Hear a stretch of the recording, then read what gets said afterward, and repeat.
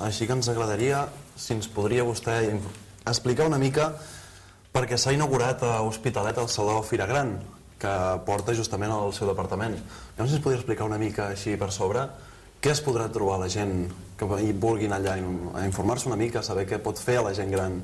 Bé, el Saló Fira Gran ja fa molts anys que s'està desenvolupant, de fet és el segon any que es fa a l'Hospitalet, aquí al recinte de la Farga, i el que es pot trobar és bàsicament tot allò que necessita la gent gran en la seva vida quotidiana. Podem trobar des de oferta d'empreses privades o entitats en la millora de la qualitat de vida quan comences a perdre l'autonomia, però també activitats per l'envelliment actiu, és a dir, activitats des de tai chi, ioga, aeròbic, passejades, etc., que d'alguna manera es concentren en el saló, que no deixen de ser una mostra d'allò que es fa.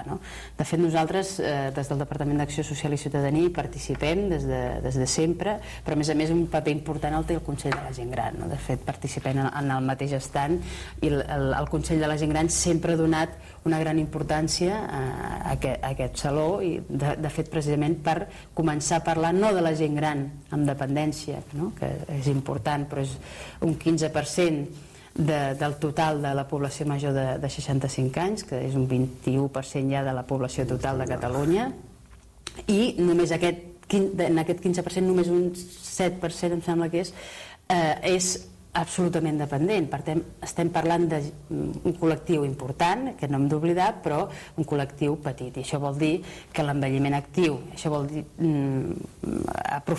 qualitat de vida per a les persones grans. Una persona de 65 anys no és una persona anciana, desvalguda i fora... En tot cas, ha canviat la percepció social i també pròpia del col·lectiu de persones grans. És un col·lectiu cada vegada més ampli, som una societat envellida i a més segueixen fent moltes aportacions. No podem oblidar que són la gent que ha construït el país que tenim ara. És a dir, estem parlant de gent que en molts casos ha viscut la guerra, ha viscut la postguerra i ha viscut la dictadura i ha anat construint aquest país, i l'estat del benestar que tenim actualment, tota la qualitat de vida que tenim actualment és gràcies al seu esforç i al seu treball, i a la construcció social, política i econòmica del país. Per tant, és necessari fer aquest reconeixement, és necessari posar al centre aquesta necessitat de no només visibilitat i reconeixement del col·lectiu, sinó de polítiques actives per l'envelliment, evidentment també les de dependència, també les de suport a l'autonomia personal,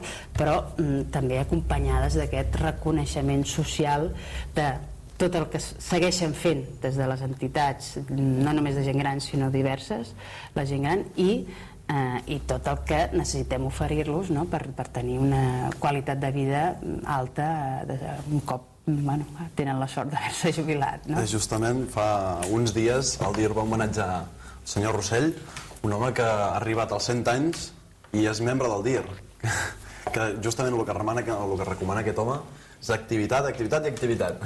Sí, fa res. La setmana passada va ser precisament que li vam donar una medalla centenària i comentàvem que encara era soci de la UEC, soci del DIR, cada dia feia 2 hores de piscina. Jo crec que és un exemple a seguir, un exemple del que hem de fer precisament per facilitar a la gent gran l'accés a aquestes activitats.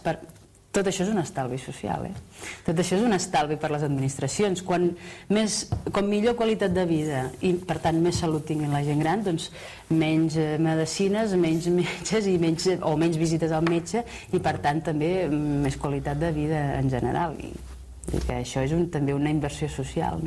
Doncs bé, ja saben, sobretot mobilitat.